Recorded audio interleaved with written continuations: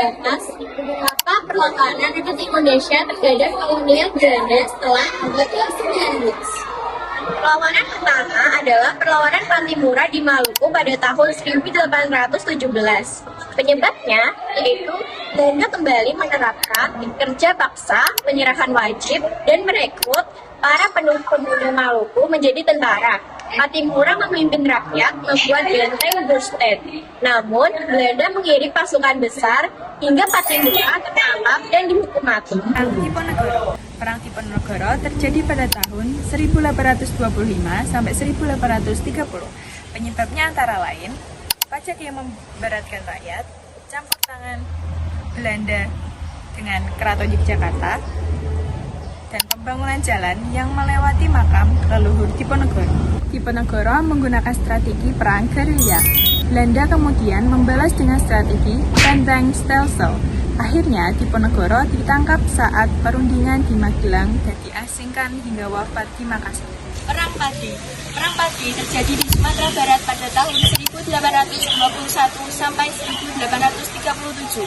Awalnya merupakan konflik antara kaum Padi dan kaum adat yang dimanfaatkan Belanda untuk menguasai Minangkabau. Tokoh utamanya adalah Tuanku Imam Bonjol. Perang berlangsung dalam 3 fase dan berakhir setelah Belanda berhasil menangkap Tuanku Imam Bonjol melalui tipu muslihat. Perlawanan rakyat Batak dipimpin Sisingamangaraja 12 pada tahun 1878 hingga 1907. Karena Belanda ingin menguasai wilayah Batak, perlawanan terakhir saat Sisingamangaraja 12 gugur. Itu terjadi perang Bali pada tahun 1848 hingga 1908 akibat perselisihan hak tawan karang.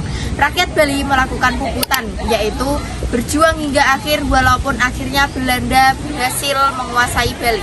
Perang Banjar terjadi pada tahun 1859 karena campur tangan Belanda dalam pergantian tahta kerajaan. Tokoh utamanya adalah Pangeran Antasari. Selanjutnya, Perang Aceh berlangsung pada tahun 1873 sampai 1904. Belanda ingin menguasai Aceh karena letaknya yang strategis. Tokoh-tokoh pentingnya antara lain Teku Umar, Cuk Nyakin, dan Panglima Polim. Setelah peperangan panjang, Belanda akhirnya berhasil menguasai Aceh.